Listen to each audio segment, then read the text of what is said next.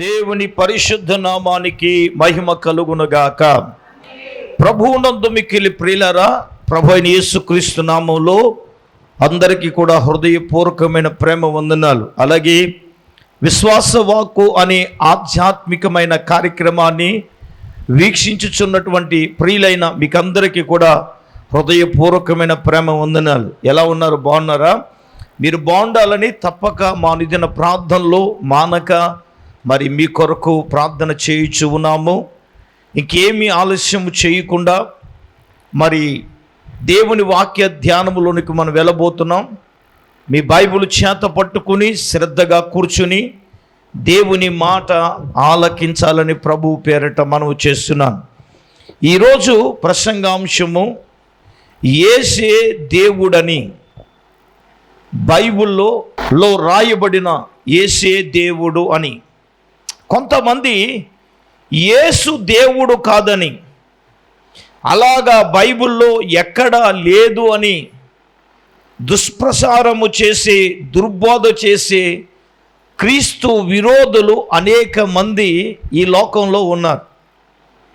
ఈ రోజున ఈ చిరు ప్రయత్నం ఇక్కడ కూడి ఉన్న మనమే కాదు, ఈ టీవీ వాక్యం ద్వారా వింటున్న అనేక మందికి కూడా రుజువుపరచడానికి యేసే దేవుడు అని బైబిల్లో ఉన్న కొన్ని సంగతులు లేఖనాధారముతో మీకు రుజువుపరచాలని నేను ఆశపడుతున్నాను.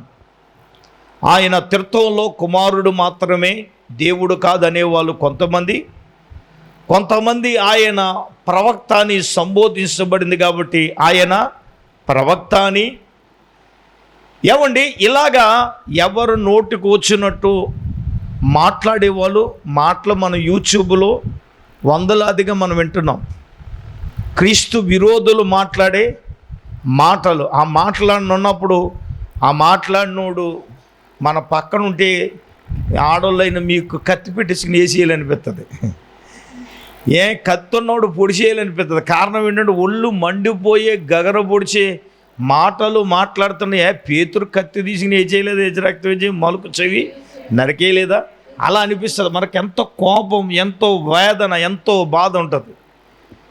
కానీ వాక్యములో ధ్యానిస్తున్నప్పుడు మొట్టమొదటిగా యేసును గురించి మనం చూసినప్పుడు పాత నిబంధన గ్రంథములో యెషయా గ్రంథము 9వ అధ్యాయం 6వ వచనములో ప్రవక్త అయిన యెషయా యేసుక్రీస్తు జననము గురించి 2 ప్రవచనాలు పలికాడు. ఆయన ఏలయనగా మనకు శిశువు పుట్టెను, మనకు కుమారుడు అనుగ్రహించబడెను, ఆయన భుజము మీద రాజ్యభారముండును, ఆశ్చర్యకరుడు, ఆలోచనకర్త. అమ్మ వినండి, ఏంటంటే యేసు ఎవరంట? బలవంతుడైన దేవుడు. అందరు చెప్పాలి, ఎవరండి ఆయన? గట్టిగా చెప్పండి. ఆయన దేవుడు, బలవంతుడైన దేవుడు. కుమారుడంటే ఎవరండి? యేసు ప్రభువే కదా.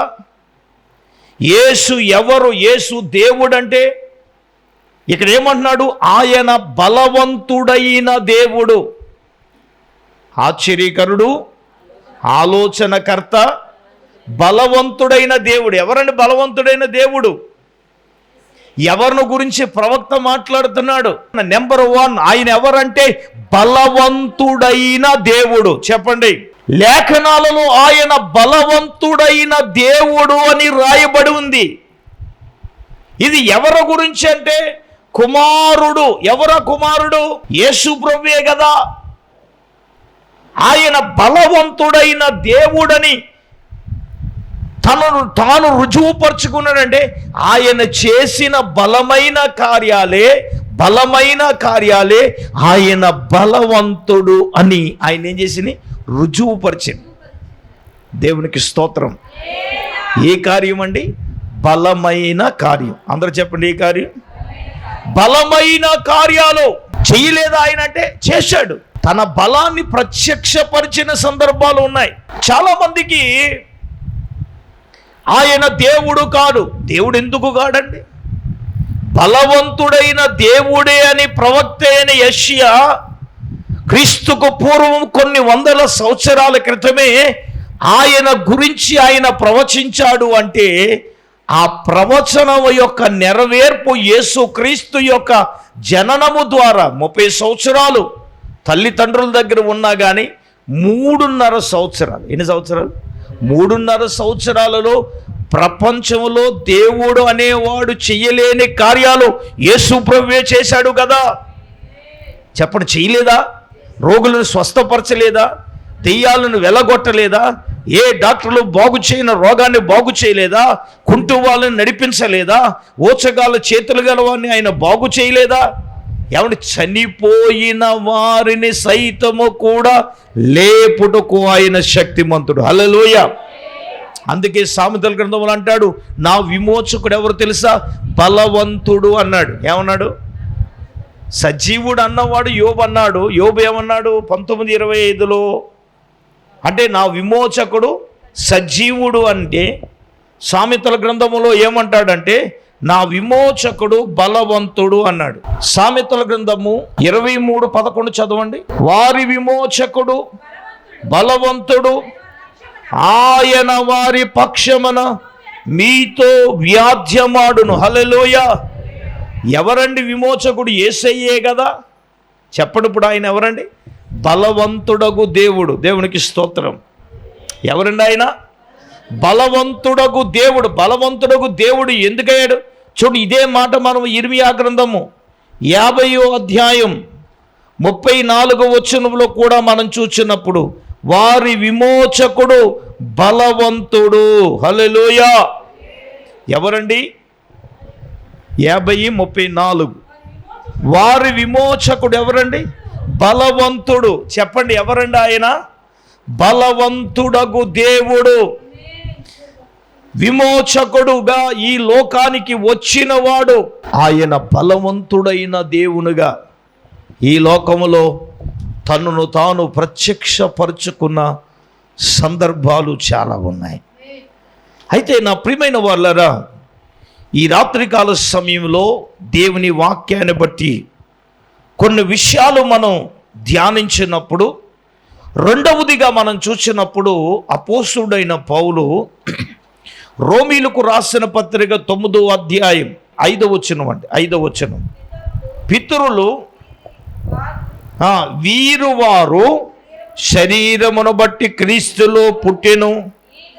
ఈయన ఎవరండి? చెప్పండి, ఈయన ఎవరండి? సర్వాధికారి అయిన దేవుడయుండి నిరంతరము ఎలాగున్నాడట? స్తోత్రార్హుడై ఉన్నాడు. దేవునికి స్తోత్రం కలుగునుగా. రెండవదిగా నా ప్రియమైన వారలారా, యేసయ్య చూడండి, సర్వాధికారి అయిన శరీరమును బట్టి క్రీస్తు వీరిలో పుట్టిను. ఈయన ఎవరంటండి? సర్వాధికారి అయిన దేవుడయుండి నిరంతరము ఎలాగున్నాడు? స్తోత్రార్హుడై ఉన్నాడు. ఆమేన్. రెండవదిగా యేసు ఎవరండి? సర్వాధికారి అయిన దేవుడు. సర్వాధికారి అయిన దేవుడు అంటే అర్థం ఏంటి? సర్వాధికారములు ఆయనకు ఇవ్వబడ్డాయి. ఆమేన్. ఆయనకు అంటే యేసయ్యకు.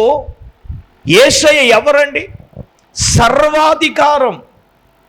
సర్వాధికారం అంటే అర్థం ఏంటి? సర్వం అనే దాంట్లో అన్నీ ఉన్నాయి. అన్నిటి మీద ఆయనకు ఏం కలదు? అధికారము కలదు. ముందుగా ఆయనకు పాపాలను క్షమించే అధికారం. చూడండి, మత్తయి సువార్త 9వ అధ్యాయం 6వ వచనంలో మనం చూసినప్పుడు చూడండి, పాపములు క్షమించుటకు భూమి మీద మనుష్య కుమారునికి అమ్మా దేని మీద అధికారం రా తల్లి? పాపముల మీద ఆయనకు ఏంటండి? అధికారము. హల్లెలూయా. చెప్పండి గట్టిగా, హల్లెలూయా. సర్వాధికారం అంటే పాపములను క్షమించుటకు ఆయనకి ఏం కలదండి? అధికారం కలదు. ఈ లోకములో సర్వలోకములో ఉన్న మానవులందరూ ఆజ్ఞ అతిక్రమించి పాపం చేశారు కదండి. ఆ పాపం పోవడానికి మనిషిలు ఎన్నో ప్రయత్నాలు చేశారు కదండి. మానవుడు చేసిన ఏ ప్రయత్నములో నుండైనా కూడా మానవుడు పాపములు క్షమించబడ్డారా? నేను ఎప్పుడు చెప్తూ ఉంటాను, దేవుడు ఏదైనా తోటలో దేవుడు ఏమండి మనుష్యులను దేవుడు తన పోలికల్లో చేసుకుంటే, ఏలే ఆధిక్యతను దేవుడు మానవునికి దేవుడు ఇస్తే, ఇప్పుడు మానవుడు ఆజ్ఞ అతిక్రమించి పాపము చేసి దేవుడిచ్చే ఆధిక్యతను అధికారాన్ని మనిషి కోల్పోయాడు. ఆ పాపం పోవడానికి మానవుడు చేసే ప్రయత్నాలు ఇన్ని కాదండి.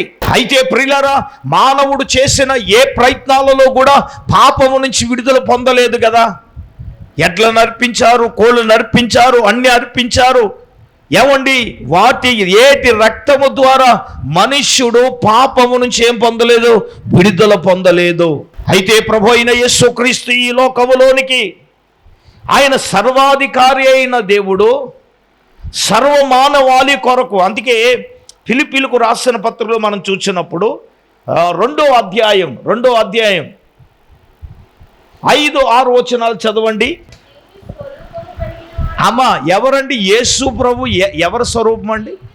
దేవుని స్వరూపమును కలిగిన వాడయుండి దేవునితో సమానముగా ఉండుట విడిచిపెట్టకూడదని భాగ్యమని ఎంచుకొనక, ఓకే, మనుష్యుని పోలికగా పుట్టి దాసుని స్వరూపము ధరించుకుని తన్ను తానే రిక్తునుగా చేసుకున్నాడు. హల్లెలూయా. ఏమండి, యేసయ్య ఏ స్వరూపం అంటే దేవుని స్వరూపం. విషయం ఏమిటంటే ఆయనకి సర్వాధికారం ఇవ్వబడింది కదా. పాపాల మీద ఆయనకి ఎందుకు అధికారం కలదో తెలుసా? పాపులను రక్షించడం కొరకే ఆయన వచ్చాడు కదా. దేవుని స్వరూపము కలిగిన వాడుగా ఉన్నాడు కదా. ఎవరు దేవుని స్వరూపం కలిగిన వాడు? యేసు ప్రభువే కదా. మనిషి కుమారునిగా పుట్టాడు కదా. తన్నును తానే ఏం చేశాడండి? రిక్తునుగా చేసుకున్నాడు. ఎవరి కోసం? ఏమండి, పాపముల మీద ఎందుకు ఆయన అధికారం కలదు? నేను అంటాను, పాపము లేనివాడు గనుక ఆయనకు పాపాల మీద ఏం కలదు? అధికారం కలదు. ఆమేన్. 2 పాపుల కొరకే ఆయన వచ్చాడు కాబట్టి ఆయనకు పాపాల మీద ఏం కలదు? చెప్పండి. సర్వాధికారం అంటే ఆయన పాపాల మీద అధికారం, రోగాల మీద అధికారం, దెయ్యాల మీద అధికారం, శత్రువుల మీద అధికారం. నేను చూపిస్తాను పాపాల మీద. 2వదిగా లూకాసు వార్త 9వ అధ్యాయం 1వ వచనంలో ఆయన తన 12 మంది శిష్యులను పిలిచి సమస్తమైన దెయ్యాల మీద శక్తిని అధికారమును రోగులను స్వస్థపరచుటకు వారికి ఇచ్చాడండి. దేవునికి స్తోత్రం. చెప్పండి గట్టిగా హల్లెలూయా. దెయ్యాల మీద ఆయనకి ఏంటండి? అధికారం. ఆ అధికారముతోనే ఆయన దెయ్యాలను ఏం చేశాడు? మంతరగాళ్ళు వెళ్ళగొట్టలేని దెయ్యాలు, ఎవరి వలన సాధ్యం కాని దెయ్యాలను ఆయన ఏం చేశాడు? చెప్పండి. దెయ్యాలను వెళ్ళగొట్టుటకు ఆయనకి ఏం కలదు? చెప్పండి గట్టిగా. మనుషులు కొన్ని దెయ్యాలు ఏలుబడి చేస్తున్నాయి. దేవునికి దోత్రం. ఒక ఆవిడ అంటుంది, ఇంకా ఎంతసేపు తిన్నానంట ఆకలి చేస్తుందంట. ఇంకా ఎంతసేపు చేసినా ఆవిడ అంటుంది ఆకలి తీయమంటుంది పక్క ఆవిడ. అది నేనంటే నా కంఠపూరెట్టు కొరికెత్తి రెచ్చి రక్తం వేసాయి. ఎలిజా గారు ఏ దెయ్యం అంట? కొంతమందికి ఏ దెయ్యం ఆడుతుంది? ఎక్కడున్న వాళ్ళు కాదులు ఎచ్చి రక్తం వేసాయి. ఆకలి దెయ్యం. ఒక ఆవిడ అంటుంది తిన్నదంతా ఏమైపోతుందనంట. ఏజ్ రక్తం వేసాయి. ఒక ఆవిడ ఎంత తిన్నా ఏంటి నీరసమే, తిన్నదంతా నీరైపోతుందంట. నిజమండి. రకరకాలైన దెయ్యాలు అవి మనుషుల మీద ఏలుబడి చేస్తానే ఉంటాయి. ఇప్పుడు యేసు ప్రభువు దెయ్యాలను వెళ్ళగొట్టే అధికారం. ఇప్పుడు అంటాడు, ఒరే ఆయనకి దెయ్యాలు లోబడిపోతున్నాయిరా. వీళ్ళు రకరకాలుగా మాట్లాడుకుంటున్నారు. మరి అవును, వీళ్ళ మాట వినలేదుగా. దెయ్యం యేసుబాబు మాట ఎంత దేవునికి దోత్రం. ఇంకో మాట చెప్పనా, దెయ్యానికి తెలిసి యేసుప్రభు ఎవడో. యేసుప్రభు వచ్చాడంటే ఆయన అంటున్నాడు కదా, దెయ్యం అంటుంది యేసు సర్వోన్నతుడైన తన పోలికలో చేసిన మానవులమైన మనకి ఇంకా యేసుప్రభు ఎవడో తెలియకపోవడం అజ్ఞానం, అవివేకం. టీవీ ముందు కూర్చొని ఉన్నవాళ్ళారా, దెయ్యానికి తెలిసిపోయింది యేసుప్రభు ఎవరో. తన పోలికలో చేసుకున్న మానవులమైన మనకి ఆయన సర్వాధికారి అయిన దేవుడు అని తెలియకపోవడం అజ్ఞానం, అవివేకం కదా. దేవుడు నీతో, నాతో, మనందరితో మాట్లాడుతూ ఉన్నాడండి. రెండవదిగా ఆయన ఏ దేవుడండి? సర్వాధికారి అయిన దేవుడు. తర్వాత ఇంకా మనం చూసినట్లయితే లూకాసు సువార్త 10వ అధ్యాయం 19వ వచనం, ఇదిగో పాములను తేళ్లను తొక్కుటకు శత్రు బలవంతుడి మీద మీకు అధికారము అనుగ్రహించబడింది. దేవునికి స్తోత్రం. శత్రువుల మీద, శత్రువులను అనగదొక్కుటకు చూడండి దేవుడే ఏమిచ్చాడండి? అధికారం ఇచ్చాడు. దేవునికి స్తోత్రం. అలాగే యోహాను సువార్త 10వ అధ్యాయం 18వ వచనంలో మనం చూసినప్పుడు, ఎవడు నా ప్రాణము తీసుకొనడు, నా అంతటా నేనే దానిని ఏం చేస్తున్నాను? పెట్టుచున్నాను. దానిని అంటే ప్రాణాన్ని పెట్టుటకు నాకు అధికారము కలదు, దాన్ని తిరిగి తీసుకొనుటకు నాకు అధికారం కలదు. నా తండ్రి వలన ఈ ఆజ్ఞ పొంది తిని అన్నాడు. దేవునికి స్తోత్రం. ప్రాణం మీద ఆయనకి ఏముందండి? ఇలా చెప్పితే లేఖనాల్లో బోల్డన్ని ఉన్నాయి లేవా? చెప్పండి. ఇప్పుడు చెప్పండి, ఈ లేఖనాలన్నీ ప్రూవ్ ఏం చేస్తున్నాయి అంటే యేసే సర్వాధికారి అయిన దేవుడు. హల్లెలూయా చెప్పండి. హల్లెలూయా. ఆయన సర్వాధికారి అయిన దేవుడు, దేవుడై ఉన్నాడు కాబట్టి ఆయన ఇప్పుడు ఏమై ఉన్నాడు తెలుసా? నిరంతరము స్తోత్రార్హుడు. ఇప్పుడు మనము స్తుతించడానికి గల కారణం, స్తోత్రించుటకు కారణం, ఆరాధించడానికి కారణం ఆయన సర్వాధికారి అయిన దేవుడై ఉన్నాడు గనుక మనము, అందుకన్నారు ఆయన ఏ అధికారమును బట్టి బోధిస్తున్నామంటే యేసు ప్రభువే చెప్పాడు. ఎందుకు చెప్పినా? వాక్యమును బోధించే అధికారం. హల్లెలూయా. ఏంటంట? వాక్యమును బోధించే అధికారం. అధికారము గలవాడునై ఆయన ఏం చేస్తున్నాడంటే వాక్యాన్ని ప్రకటిస్తున్నాడు. మూడవదిగా మనం చూసినప్పుడు ప్రియులారా, తిమోతి రాసిన మొదటి పత్రిక 1వ అధ్యాయం 8వ వాక్యాన్ని మనం చదువుదాం. ఆయన ఎవరండి? శ్రీమంతుడగు దేవుడు.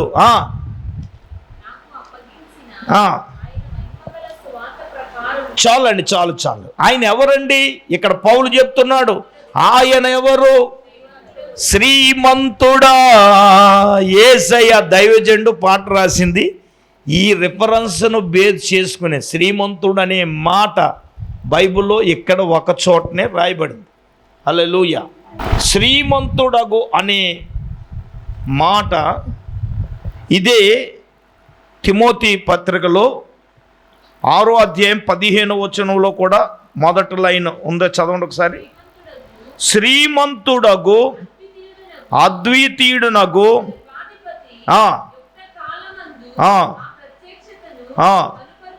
చూడండి, ఆ సర్వాధిపతి రాజులకు రాజును ప్రభువులకు ప్రభువునై ఉన్నాడు. హల్లెలూయా. బైబిల్ గ్రంథం అంతట్లో శ్రీమంతుడు అనే పదము పౌలు ఈ తిమోతి పత్రికలోని 2 చోట్ల ఆయన రాశాడు. అసలు శ్రీమంతుడు అంటే ఏంటి? ఏమంటే సమస్తము కలిగి ఉన్న వాళ్ళు శ్రీమంతులండి, భాగ్యవంతులండి అనవా? చెప్పండి. వాళ్ళ శ్రీమంతులు కాదు, మన యేసయ్య శ్రీమంతుడు. ఆయన నమ్ముకున్న మనమందరం కూడా శ్రీమంతులమే. హల్లెలూయా చెప్పండి గట్టిగా. హల్లెలూయా. మనం ఎవరు అండి? శ్రీమంతుడగు దేవుడు క్రీస్తు యేసు మహిమలో ఉన్న మన ప్రతి అవసరాలు ఏం చేస్తున్నాడు? ఆయన తీర్చేవాడు దేవుడే కదా. చాలామంది అప్పుడు ఆలోచించేస్తాను, రేపు వచ్చే క్రిస్మస్ అండి బాబు. ఒక ఆవిడ అంటుంది, మా పిల్లడు తినేస్తున్నాడండి బాబు, క్రిస్మస్ కోటి తీయమంటున్నాడండి, 31st కోటి తీయమంటున్నాడండి, న్యూ ఇయర్ కోటి ఎన్ని చేతలో 3. హల్లెలూయా. నీ దగ్గర నిల్లు బ్యాలెన్సే అమ్మాయి, ఆయన దగ్గర ఫుల్ బ్యాలెన్స్ ఉంది. దేవునికి స్తోత్రం. అందుకే శ్రీమంతుడగు దేవుడు క్రీస్తు యేసు మహిమలో మనకున్నటువంటి ప్రతి అవసరాలను తీర్చగలిగిన దేవుడు ఆయన. అందుకే అంటాడు యేసు ప్రభు ధ్యానం 2 కొరింథీయులకు రాసిన పత్రికలో పౌలు ఏం చెప్తాడండి? 8వ అధ్యాయం 5వ వచనం, ఆయన ధనవంతుడయుండియు మీరు తన దారిద్ర్యం వలన ధనవంతులు కావాలనని మీ నిమిత్తం ఏమయ్యాడండి? మనము ఆయన ధనవంతుడై ఉండి, అంటే అర్థమంటే ఆయన శ్రీమంతుడకు దేవుడై ఉండి ఎవరి నిమిత్తం అండి? మన నిమిత్తం ఏమయ్యాడు ఆయన? ఎవరంటే ఆయన శ్రీమంతుడకు దేవుడు. మీరు అడగొచ్చు ఎందుకు సార్ అని అంటే, మనల్ని అందరినీ మాట్లాడతలేదు, మనల్ని అందరినీ, అది హల్లెలూయా. అర్థమవుతుందండి? ఈ లోకంలో ధనం ఉన్నవాడు శ్రీమంతుడు కాదు, యేసుప్రభుని కలిగి ఉన్నవాడు శ్రీమంతుడు. ఆమె నేనంటాను, యేసు ప్రభువుని కలిగి ఉంటేనే శ్రీమంతులం. హల్లెలూయా. అన్నీ ఉంటే శ్రీమంతులు కాదు, అన్నీ ఉండి యేసు లేకపోతే నీకు ఉన్నదంతా సున్నా అంటున్నాడు. ఏమీ లేకపోయినా ఆయనను కలిగి ఉన్నావు అంటే నువ్వెవరు? అంతే కదండి. ఆయన శ్రీమంతుడకు దేవుడు, బలవంతుడైన దేవుడు, సర్వాధికారి అయిన దేవుడు. తర్వాత అండి, శ్రీమంతుడకు దేవుడు. సరే, ఇంకా మనము 4 విషయాలు ధ్యానం చేయాలి కాబట్టి మరొక విషయం, తిమోతి రాసిన మొదటి పత్రిక 4వ అధ్యాయం 10వ వచనాన్ని చదువుదాం.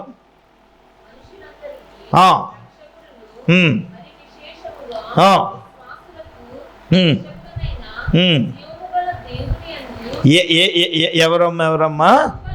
చూడండి, విశ్వాసులకు రక్షకుడునైన జీవము గల దేవుని యందు మనము నిరీక్షణ ఉంచి ఉన్నాము గనుక ఇందు నిమిత్తము నాలుగవదిగా యేసు ఎవరండి?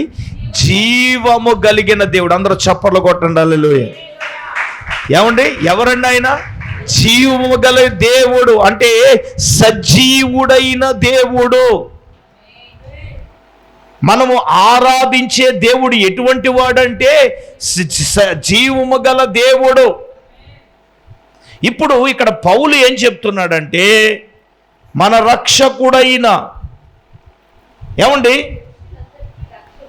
రక్షకుడును మరి విశేషముగా విశ్వాసులకు రక్షకుడైన, చూడండి, జీవము గల దేవుని యందు మనం ఏముంచాలి?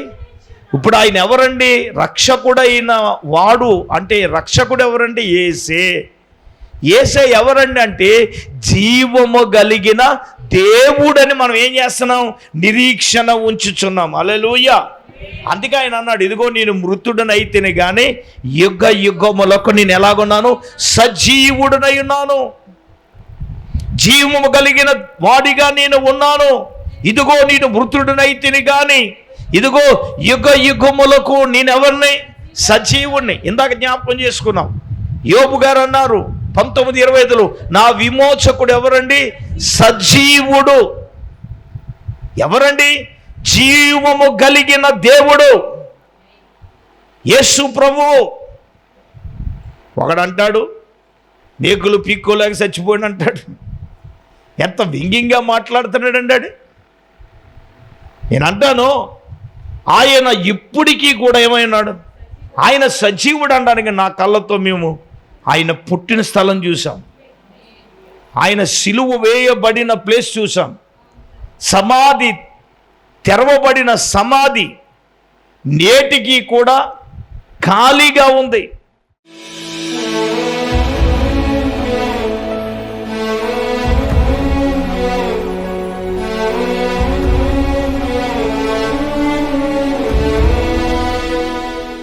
నిజమైన దేవుడని, యేసే దేవుడని నాయన కొన్ని రుజువులు ప్రభువా నీ లేఖనాల్లోంచి నాయన నీ మాటలు వినటానికి మీరు సహాయం చేస్తున్నందుకు వందనాలు అయ్యా. నీవు బలవంతుడైన దేవుడుగా ఉన్నారు తండ్రి, నీకు వందనాలు నాయన. నీకు స్తోత్రాలు ప్రభువా.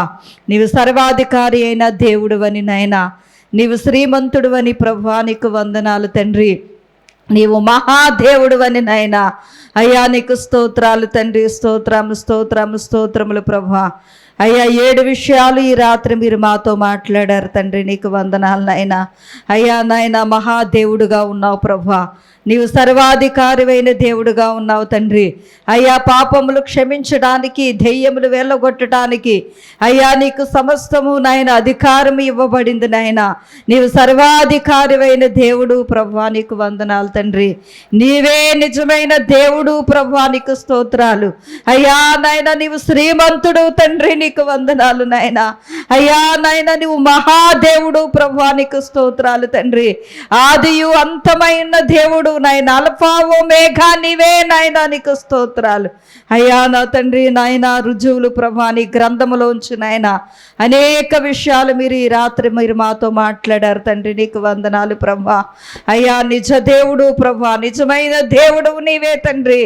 యేసయ్యా నీకు వందనాలు నాయన. అయ్యా అనేక మంది ప్రభువా నీవే నిజమైన దేవుడు అని తెలుసుకోవాలి ప్రభువా. అయ్యా నాయన, నువ్వు మహాదేవుడువని, శ్రీమంతుడువని, అయ్యా సర్వాధికారివని, బలవంతుడువైన దేవుడువని ప్రభువా. అయ్యా మేము తెలుసుకున్నట్లుగా ఇంకా అనేక మంది నిన్ను తెలుసుకుని నిన్ను వెంబడించి నాయనా నిన్ను ఆరాధించేవారుగా, నిన్ను పూజించేవారుగా, నిన్ను సేవించేవారుగా అయ్యా నాయన అనేక మంది నాయనా నా తండ్రి నీ వైపుకి ఆకర్షించబడాలి ప్రభువా. నాయనా నీ మార్గములో నడవాలి తండ్రి. అటువంటి కృప ప్రతి ఒక్కరికి దయచేయండి నాయనా. నీకు వందనాలు. విత్తబడి మాటలు మా హృదయాల్లో భద్రపరుచుకుని ప్రభువా నీవే నిజమైన దేవుడు అని అనేక మందికి నాయనా నిన్ను ప్రకటించడానికి ప్రభువా అయ్యా నాయనా నీ మాటలు తెలియచేయడానికి నాయనా మీరు మాకు సహాయం దయచేయండి తండ్రి. నీకు వందనాలు. ఈ రాత్రి ప్రభువా నీకు స్తోత్రాలు. విత్తబడిన మాటలు మా హృదయాల్లో భద్రపరుచుకుని వాక్యానుసారంగా జీవించడానికి నీ కృప దయచేసి మీరే మహిమ పొందమని యేసయ్య పరిశుద్ధ నామములో ప్రార్థన చేసి అడిగి వేడుకొంచున్నాం మా పరమ తండ్రి. ఆమేన్. మన పరమ తండ్రి అయిన దేవుని ప్రేమ, మన ప్రభువును రక్షకుడైన యేసుక్రీస్తు ప్రభుల వారి యొక్క దివ్యమైన కృప, పరిశుద్ధాత్మ దేవుని కన్యుని సహవాసము ప్రభు బిడ్లారా ఇక్కడ కుండలకు వాక్యమైన బిడ్డలకు ఇప్పుడు ఎల్లప్పుడును ప్రభుత్వపరందెల్లప్పుడు సదాకాలము తోడైననుగాక. ఆమేన్. యేసు రక్తమే జయం. ప్రభు యేసు రక్తమే జయం. ప్రభు యేసు నామమునకు సంపూర్ణ విజయం. అపవాద క్రియలకు అనంత నాశనం కలుగుగాక. ఆమేన్, ఆమేన్, ఆమేన్.